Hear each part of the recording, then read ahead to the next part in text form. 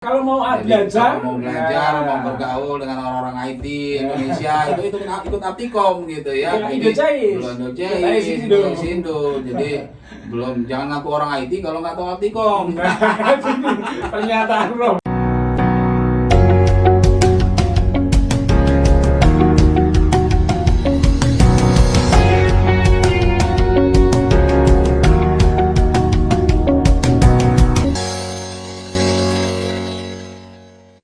Assalamualaikum warahmatullahi wabarakatuh. Waalaikumsalam warahmatullahi wabarakatuh. Ketemu lagi dengan Dr. NH di NH Channel. Cakep. Kali ini alhamdulillah kedatangan tamu ya. Luar biasa, tamu jauh ini ya. Dari Jakarta ya. Depok. Dari Depok ya. Yaitu Profesor Indra Budi. Assalamualaikum Prof. Waalaikumsalam. Salam komando dulu. Mantap. Luar biasa. Biasa. Welcome to Kota Ngapak, Prof. Kota Ngapak. Orang Ngapak, orang kepenak. Apa tuh artinya tuh? Orang Ngapak, orang penak. Enggak bahasa Banyumas, orang penak. Oh, enggak enak. Nggak enak. Ya, jadi Harus bahasa Ngapak kan Ngapak. khas ya, Prof. Oh, Iya. siap. Apa kabar nih, Prof? Alhamdulillah baik. Ini baru pertama tuh udah berapa kali itu? Purwokerto ini baru pertama nih. Luar biasa. Apalagi ke tempatnya Pak Dr. NH nih. Aduh. Iya. Mantap nih ya. Jadi udah bermalam di sini ya, Prof. Sudah satu malam nih menikmati udara. Dan mendoan sudah? Mendoan udah. Ini Di pokoknya hotel kalau sudah ada mangan mendoan gitu. Banyumas itu Oh. pasti pengen datang Akan lagi. datang. Karena mendoan itu Tinggal khas. nunggu undangannya aja. Oke, siap. Oke, Rob. Jadi kemarin kayaknya ngisi di Unsud ya, Bro? Betul. Di informatika ya. Informatika. Iya. Ya diundang sama ini nih Pak Wadik 3 ini. Oke. Bicara tentang apa kemarin dia? Text mining. Text mining, sosial media analysis. Sosial media. Jadi memang bicara IT ini tidak ada habisnya ya, Rob ya. Betul sekali. Ke depan tuh apa istilahnya yang mungkin ilkomuter lah ya untuk masa depan, mungkin bisa cerita. Kalau ke depannya kan kalau kita lihat saat ini itu orang sedang apa ya, AI ya. Iya. AI kemudian ChatGPT. Nah, ChatGPT yang paling ngetren tuh saat Iya. ini gitu. Apa-apa ditanya ke ChatGPT gitu ya. Bukan ke Google ya? Nah, bukan ke Kalau Google kan masih gitu. harus mikir kita ya. Nah, kalau ChatGPT biasanya udah langsung dan bisa memberikan jawaban yang apa ya, dengan kalimat yang bagus gitu ya. Nah, iya. dan bahkan di dunia pendidikan saat ini ada kekhawatiran sebenarnya dosen bisa diganti kan nih dengan ChatGPT gitu. Iya. Jadi mahasiswa nggak usah belajar lagi, dosennya tinggal tanya ChatGPT aja, mereka sudah tahu jawabannya Iya. gitu ya. Tapi kan tetap ya kalau belajar itu ya tetap harus ada ya. Kalau ChatGPT kan secara umum adalah ininya history ya, dari history.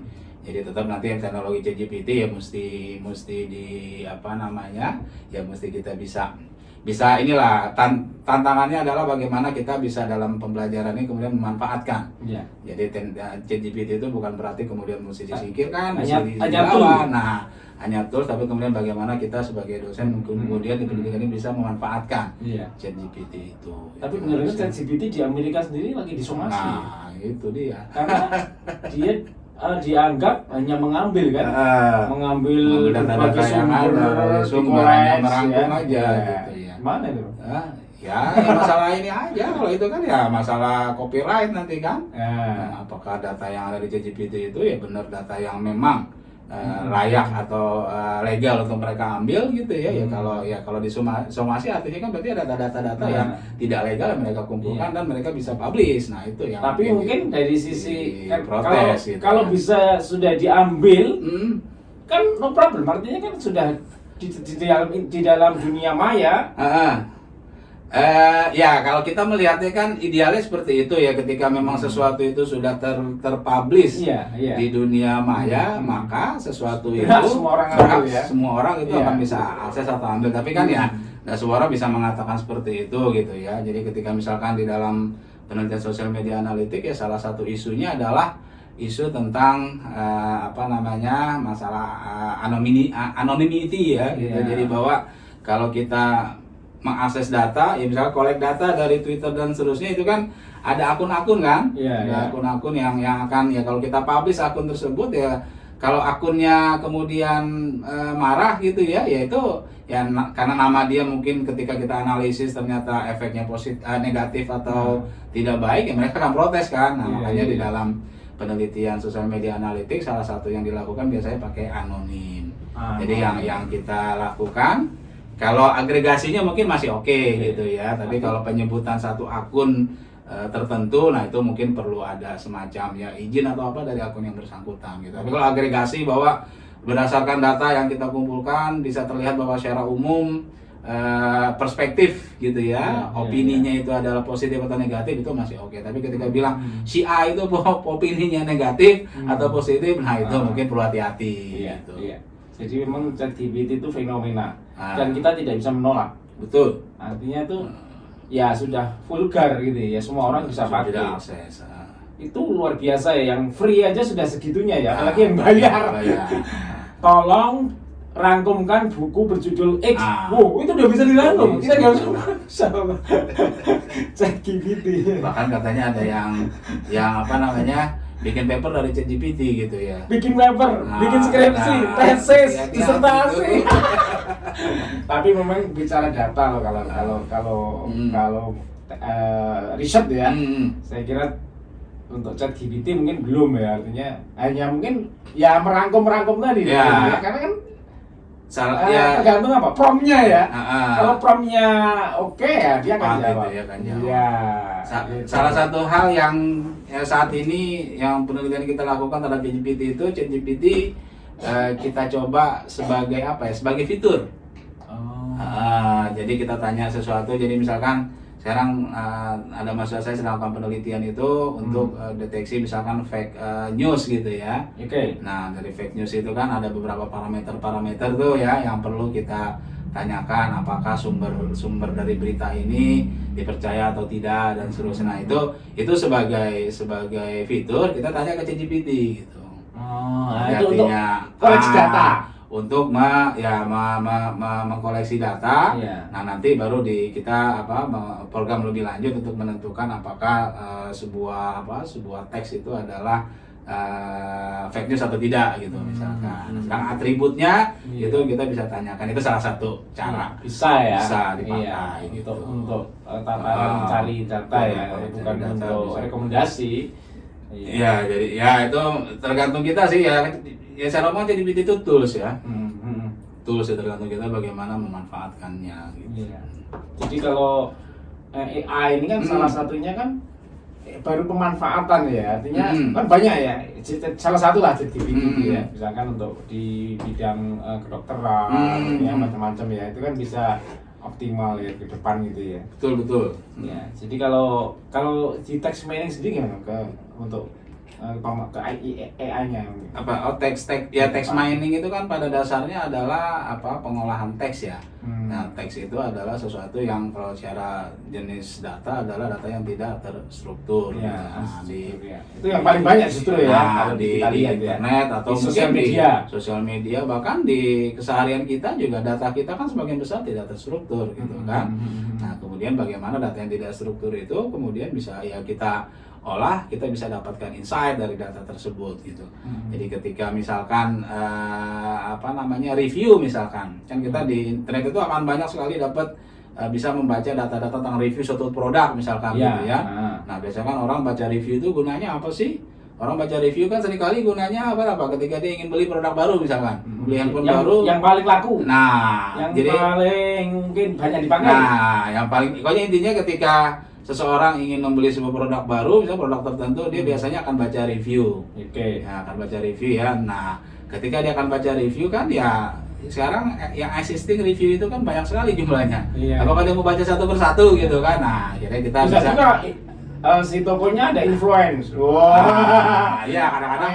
Nah, jadi kadang-kadang ya yang bisa dilakukan adalah ya review itu kita olah gitu ya, sehingga dengan sistem yang kita punya, kita bisa mendapatkan summary apa yang kita inginkan dari review tersebut. Itu text mining salah satunya bisa berperan di sana. Iya, iya. Jadi akhirnya kan nanti dapat sentiment analysisnya. Salah satunya.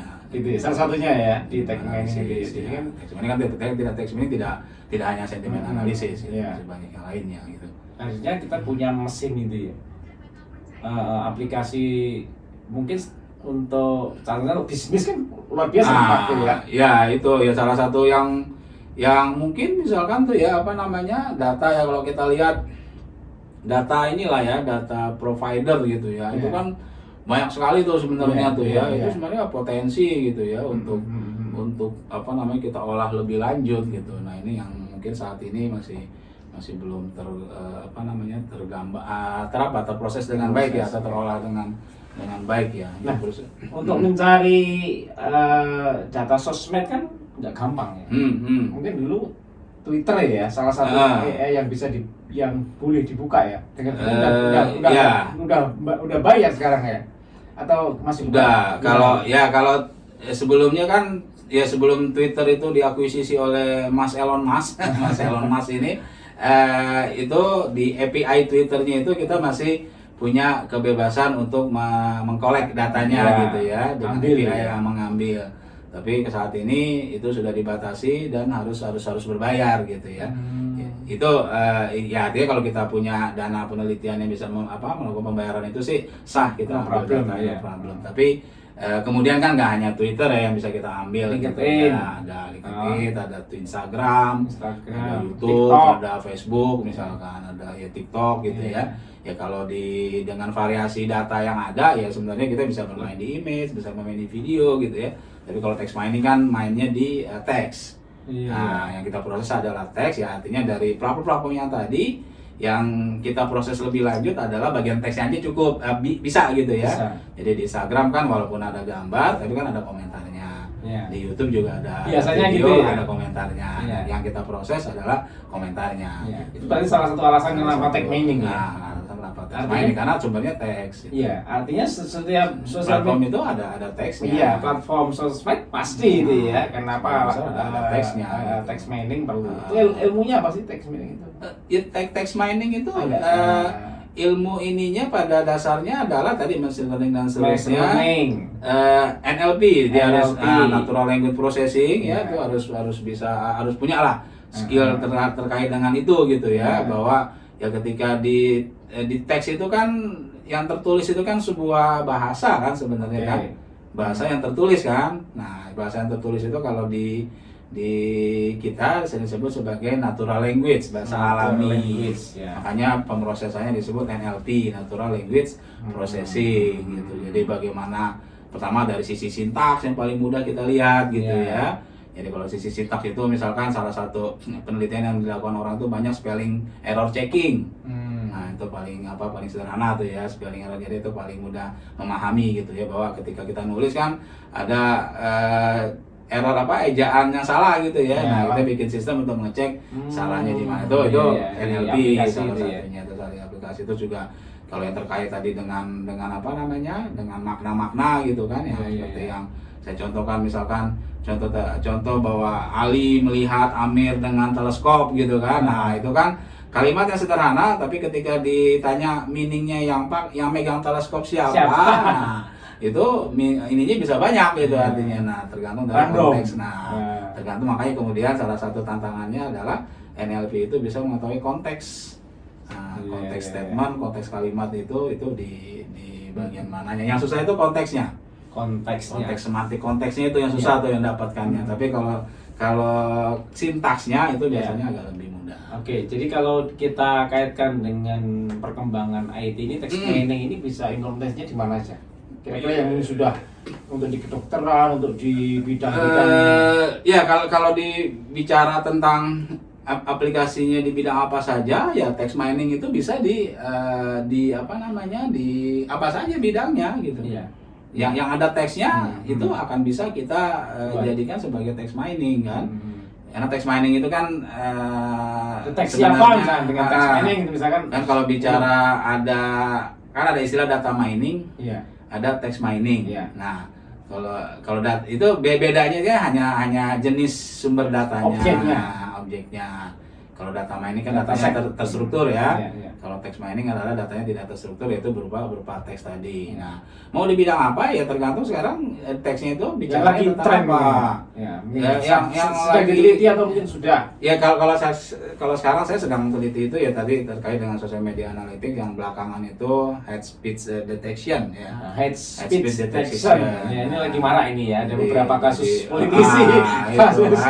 Jadi bahwa ya banyak kan kita lihat kasus-kasus gitu ya, bahwa ada beberapa orang kemudian ditangkap polisi karena menyebarkan ujaran kebencian gitu ya. Nah, masuk undang-undang ITE. Masuk undang-undang ITE dan seterusnya. Nah, kan kita mesti lihat dulu tuh definisi ujaran kebencian itu kan.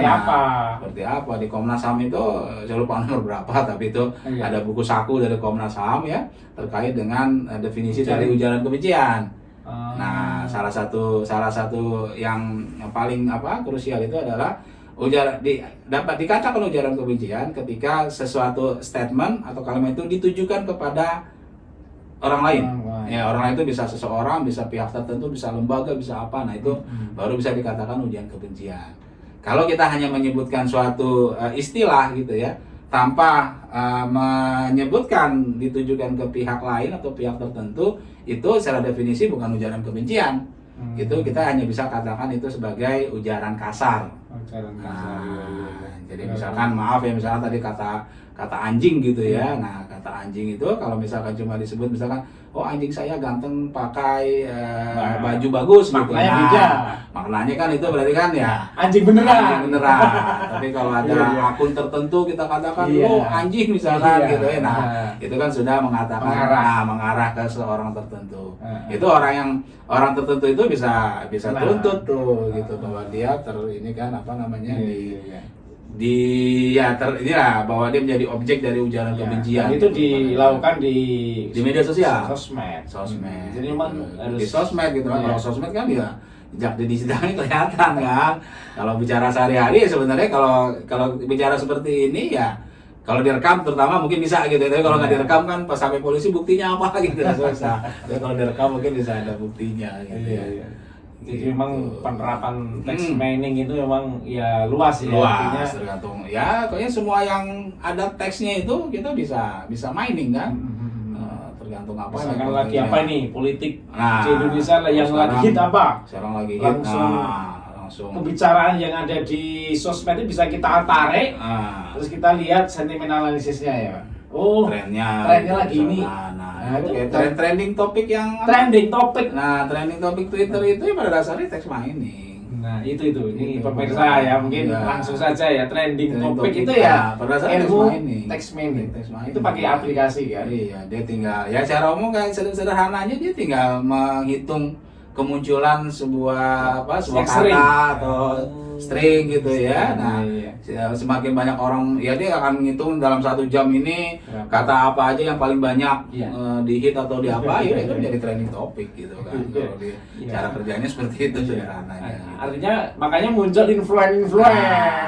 Kalau influence itu tidak ke teksnya, tapi lebih kepada ke akunnya. Hubungan satu akun dengan akun yang lainnya gitu.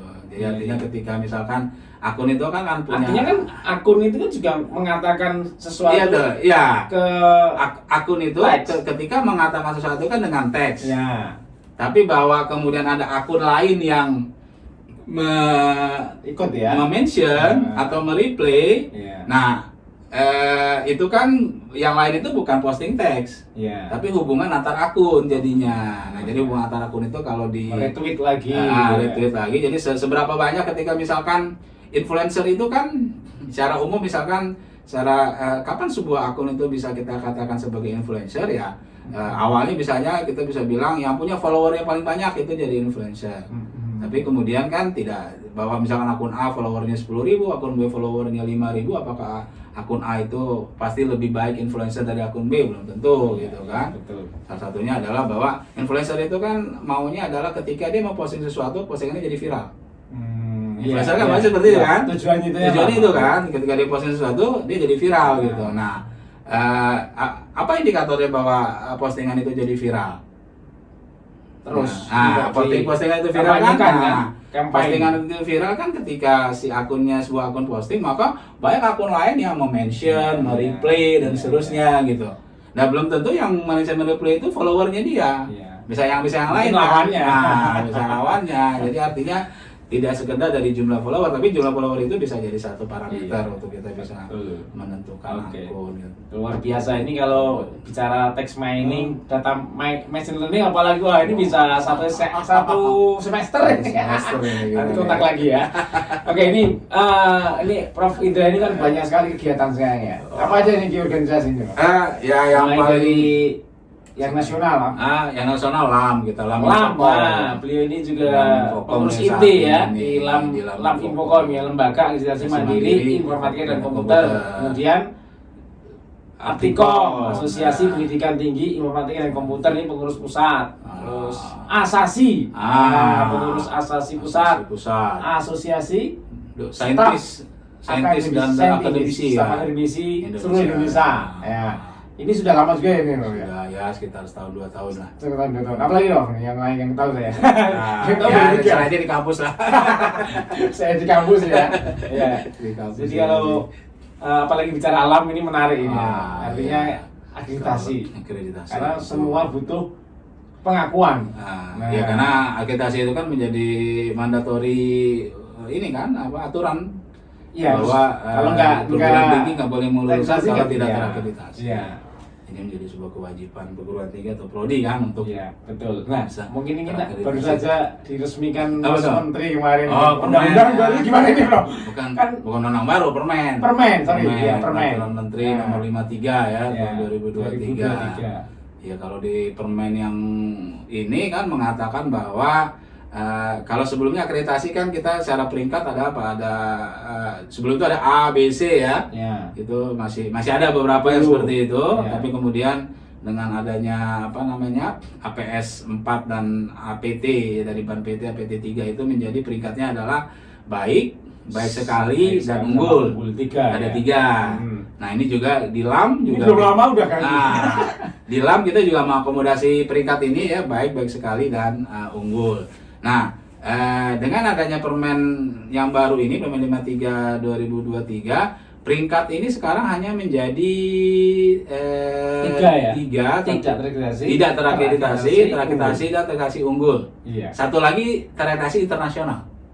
Ada 4 sebenarnya, jadi ada internasional. Nah, yang membedakan dengan yang sebelumnya adalah untuk menentukan peringkat terakreditasi dan tidak terakreditasi itu kewenangan BAN dan LAM ya. Kalau di peraturannya bilang bahwa kalau institusi itu BAN, kalau yang prodi LAM gitu ya.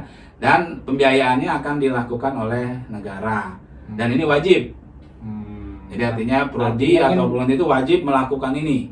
Prodi baru wajib. Sebelum lama juga wajib harus terakreditasi atau tidak terakreditasi kan. Jadi artinya kalau ingin naik ke LAM, kalau ingin unggul, jadi kalau yang sekarang tidak ada istilah baik sekali gitu ya.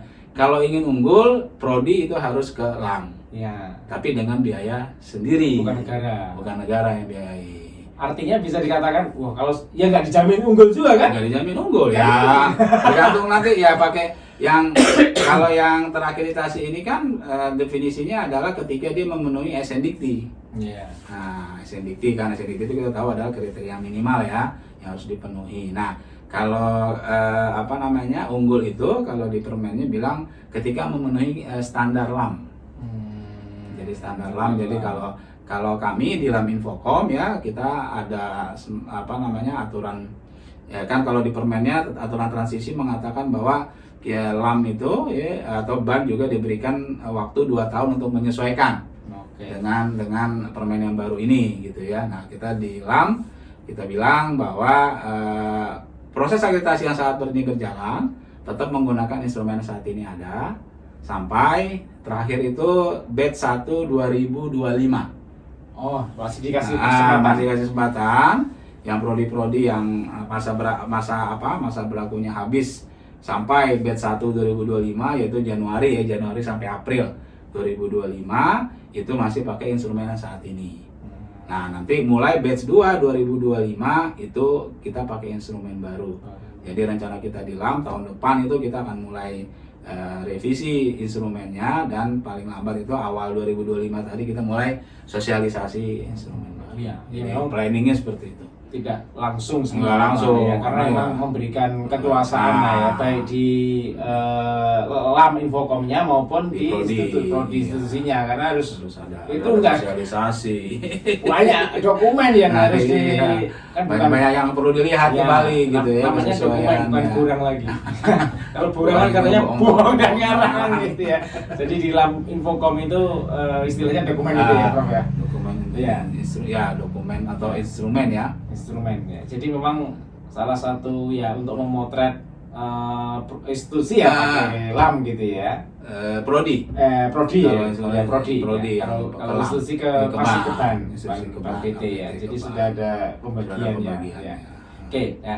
Kemudian kalau next ya, ini campuran ini. Oke, no Sekarang problem. kan di dalam sekarang bicara Aptikom ini apa? Aptikom ini Mungkin Pak, yang bertanya lebih tahu dari yang ditanya ini dari Aptikom nih gitu ya. Ini sama-sama pengurus pusat ya Bapak. Tadi barusan chat dari Pak iya, Ketua Umum. Direktur Wakil Ketua Umum, Ketua Umum, ya. Tolong disebarkan untuk ikut anggota Aptikom, karena salah satunya ada untuk dokumen akreditasi ya. Ya, saat ini kita sedang Iya. bekerja, jadi LAM ya, Iya. bekerja sama dengan Aptikom dan LL Dikti Iya. dan Indoceis dan Aisindo, karena Aisindo. dewan organisasi yang mendirikan LAM itu ada 3 ya, Iya. ada Aptikom, Indoceis dan Aisindo. Iya. Nah, saat ini kita sedang roadshow ke LL Dikti seluruh Indonesia dalam rangka untuk melakukan pembinaan prodi yang ya saat ini mungkin yang peringkatnya masih C, masih baik gitu ya. Kita coba bina agar paling tidak sih sebenarnya bisa naik jadi baik sekali gitu ya. Ya paling tidak itulah dalam 1-2 tahun ini gitu. Harapan kita ada ya kan ya LAM kan tidak hanya kemudian mengukur atau melakukan akreditasi setiap 5 tahun sekali gitu kan terhadap prodi. Kita juga harapannya bahwa pengelolaan budaya mutu di prodi ini itu bisa berjalan dalam kesehariannya gitu. Betul. Nah, sehingga kita lakukan proses pembinaan ini ya, harapannya teman-teman di prodi nanti bisa mengetahui bagaimana pelaksanaan penjaminan mutu gitu ya di perguruan tinggi, atau ya terutama di prodi itu bisa dilakukan gitu ya. Terutama kacamatanya kita saat ini ya kacamata instrumen yang ada gitu ya. Karena kan target kita dalam 1-2 tahun ini harapannya yang tadinya C atau baik-baik itu bisa menjadi baik sekali gitu. Ya, artinya memang Gitu. salah satu kendaraan LAM Infocom itu ya Indoceis, Aptikom, Aisindo. Aisindo. Ini artinya ini menjadi apa ya? Tadi kata Prof Indra tadi ya, memberikan peluang ya, untuk ikut pelatihan-pelatihan di sana ya. Kayaknya tiap minggu juga ada ya. Oh ya, kalau selain pembinaan yang yang kita lakukan dengan Dikti ini di LAM Infocom itu contohnya Aptikom itu. Indoceis juga gabungan lah. Tapi khusus di LAM sih ada namanya kita klinik LAM. Itu tiap hari Kamis malam. Iya, maksudnya klinik LAM Tiap orang Aptikom. Nah, ya orang memang Indoceis. ya kalau secara personal sih sebenarnya tadi kan saya di LAM, saya di Aptikom gitu. Jadi double agent ya, atau berapa agent?